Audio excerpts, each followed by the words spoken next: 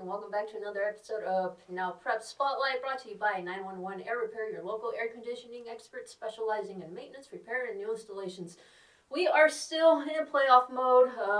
We have a couple games that happened earlier in the week, but we're going to talk about our games happening later on in the week, simply because we know these matchups and they have not happened yet. At the time we are recording, and at the time this will probably come out. So, going off of that, we are talking a couple of play-in games, starting off with girls basketball in the 4A conference. One of our last two girls teams remaining, we are talking about Combs. Combs secured the number 24 seed. They will be traveling up to number 13, Avondale Agua Fria. This is a Thursday night game, and I got to start off by saying that Combs was a pleasant surprise for us this year. David, what can you tell us about this Combs team? Yeah, well, you already just said it. First of all, kudos to Combs, man. I mean, they were able to come out there and squeak into a play-in game, and with a team that we've never really have looked at for the last couple of years. It's always just kind of been like they've had one kind of centered around star, but then just not the supporting pieces. But, this team did a really solid job this year, and it all started with a girl like Heather Jo Bush, who had a really solid year. She's just a junior, so she averaged 11 points a game. She's done a really solid job for them as well. They just had some really good supporting cast as well, like a girl like Giselle Langowski. She did a really solid job for them, scoring around 6 points a game. This is just a really solid team that I think surprised a lot of people, certainly surprised us, and I think this is a good stepping point for them. I don't necessarily know what to expect from them in this play-in game. They're going to face some tough competition, but I think this is the step in the right direction that this team has needed for a really long time. I think this is going to be a really positive note no matter what the result is for them, and I think they're going to take this as a learning experience and realize what they can do towards next year. They're going to have pieces return. They're going to have really solid, a really solid group moving forward, and I think this is going to be a good step for them to kind of really establish themselves as a true program, and I think they're doing a really good job. So congrats to Kudos and congrats to Combs, not congrats to Kudos, don't know why I said that. But first of all, just good luck out there, and we hope you do well for us.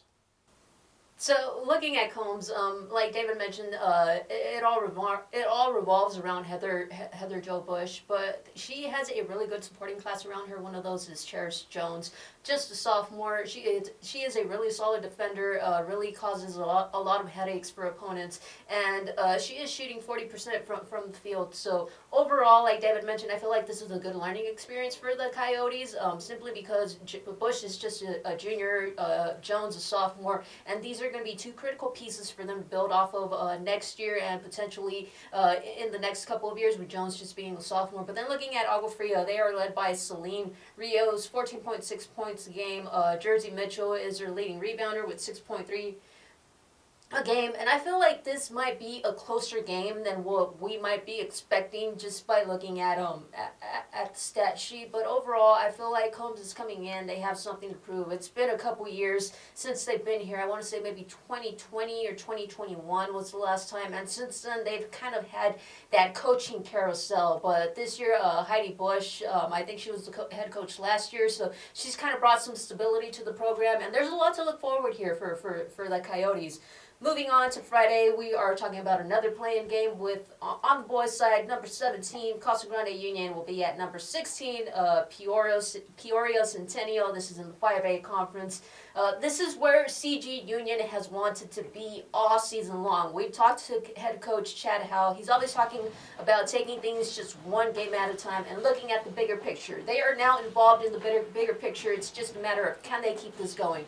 David, what can you say about the CG Union team? Yeah, this time around, the season really starts now, because this has been, like you mentioned, the focus for this team all year. They wanted to get back to this level, and there's been some letdowns in the last few years with this team, but I think this is really the team that's finally bringing it all together. But even with that, sometimes they can get a little lackadaisical when they're on the court. Sometimes they let teams kind of continue to fight with them that shouldn't necessarily be fighting with them. But this team needs to stay consistent and needs to keep their eye on the prize here. Guys like Avion Williams need to be consistent and have that dominant presence both under the glass and rebounding and just being a ferocious athlete that he is. A guy like Dwayne Haygood really needs to have a solid senior performance to really kind of finish out his Cougar career. I think this is the team that could do it, but they're going to still face, again, some tough competition. The play-ins are really hard. It's hard to get out of that level, and it's hard to get out of that position. So they're going to have to be on top of their game, especially when they go on the road here. It's going to have to be their time to shine. They're going to have to perform when the lights are brightest. I think they have the ability to do that. It's just what kind of team are we going to get when this game happens?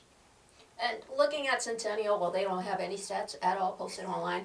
Just going off of their record, they're 7-11. While you might think, okay, that's not a really good record, you got to look at who their losses have come against. And Centennial is battle tested. They have played some of the top teams in the 5A conference, as well as the 6A conference, which is something CG Union unfortunately didn't really face throughout the whole season. So this is going to be, I think, an uphill battle for the Cougars. Like David mentioned, a couple guys who are going to be the key to this success. We also got to look at some other potential factors for CG Union. Starting off with Jason Smith, he is a solid defender who can really impact the game.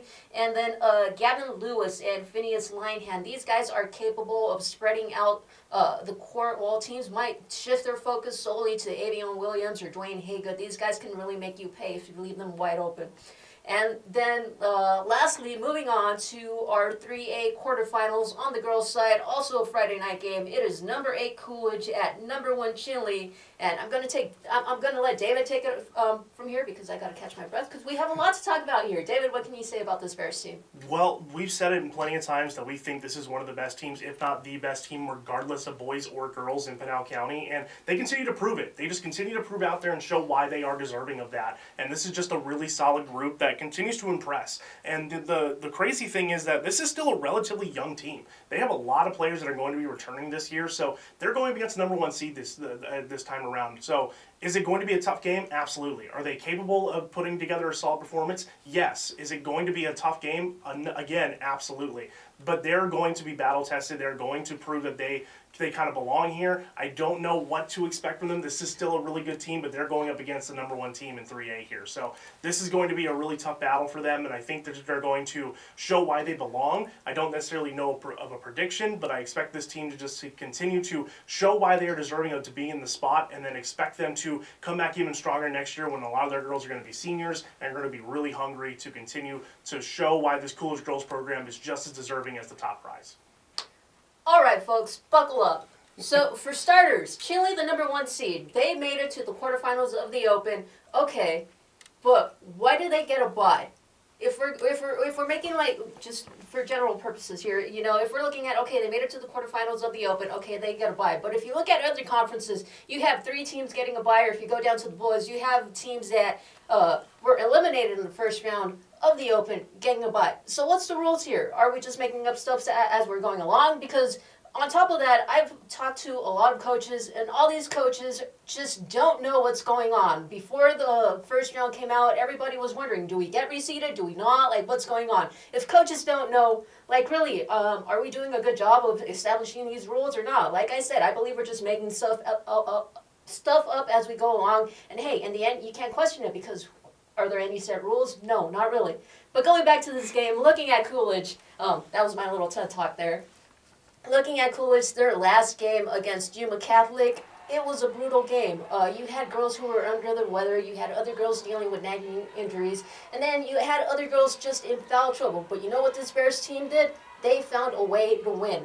And it wasn't just one player, like we've always talked about, Elijah White and Alyssa Charles, Alana White. All of these had some way were impacted in a negative way somehow, but you had different girls stepping up. You had Amira Miguel, who, while her stats might not show it because she does all the dirty, gritty work. She's the one diving on the balls, forcing those loose balls, fighting for those loose balls. And then you had Brie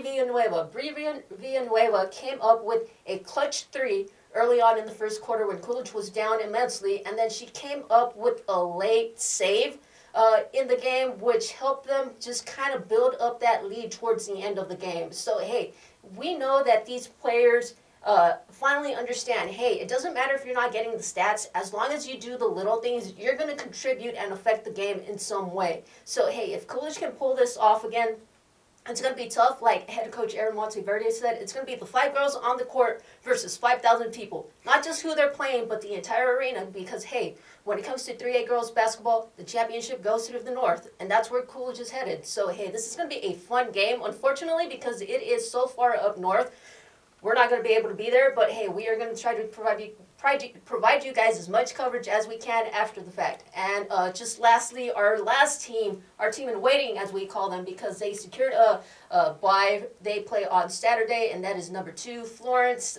We've talked about them all season long. Just David, real quickly, what can you say about this Gophers team? I want to see how their open loss affects them in this game. You know, we've seen it before. This was kind of probably their worst game of the season so far, and this is the wrong time to have your worst game of the season. So luckily, with this open division and in this open bracket, they were able to kind of rebound and not be able to suffer a loss and be out of the playoffs completely. So it's going to come down to how the brackets shake up in the rest of the 3A bracket, and I think that we're going to need to see how they bounce back and how they perform here, because you know, a loss like that really hurts a team. They have to flush it, but they have to remember who they are, remember how good this team is, and continue to ride that confidence throughout the rest of the year. As always, be sure to check out Pinal Central for all of your local sports coverage and follow along with our playoff coverage.